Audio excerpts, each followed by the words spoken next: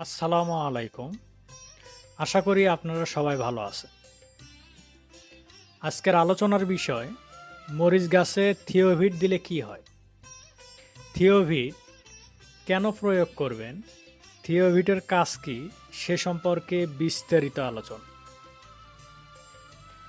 তার আগে বলতে চাই যারা চ্যানেলটি সাবস্ক্রাইব করেননি তারা চ্যানেলটি সাবস্ক্রাইব করবেন এবং পাশে থাকা বেল আইকনটিতে ক্লিক করবেন যাতে পরবর্তী ভিডিও খুব সহজে পেয়ে যান। তাহলে শুরু করা যাক আজকের আলোচনা। প্রথমেই জেনে নিই থিওভিট কি। থিওভিট অতি সূক্ষ্ম গন্ধক কণা সম্মিলিত ছত্রাক ও মাকড়নাশক। এটি এক ধরনের সালফার। এই সালফার বিভিন্ন ফসলে বিভিন্ন ধরনের কাজ করে থাকে। আজকে আমি জানাবো মরিচ গাছে থিওভিট কেন প্রয়োগ করবেন এ সম্পর্কে।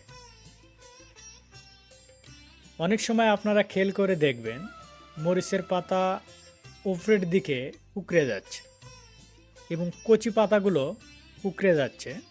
ভিডিওতে যে গাছটি দেখতেছেন এবং খেয়াল করুন মরিচের পাতা কিভাবে কুঁকড়ে গিয়েছে। এভাবে যদি মরিচের পাতা কুঁকড়ে যায় তাহলে থিওভিট 7 দিন পর পর 2 বার স্প্রে করবে। আবারও বলছি 7 দিন পর পর 2 বার স্প্রে করবে। তাহলে আশা করা যায় পাতা কোঁকড়ানো থাকবে না। এভাবে পাতা কুঁকড়ে যায় মাকড়নাশকের কারণে। থিওভিট ধানে কেন ব্যবহার করবে এ সম্পর্কে এই চ্যানেলে ভিডিও আছে, দেখতে পারেন। থিওভিট কোন ফসলে কি কাজ করে এ সম্পর্কে জেনে নেওয়া যায়।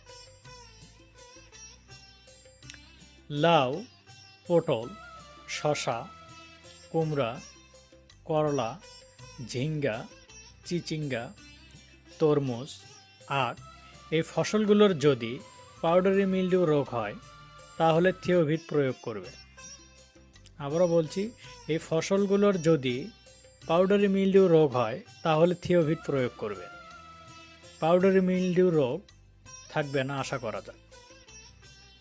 এছাড়াও টমেটো গাছের ঢলে পড়া রোগ হলে থিওভিট প্রয়োগ করবে এবং পাটের হলুদ ও লাল মাকড়ের জন্য থিওভিট ভালো কাজ করে।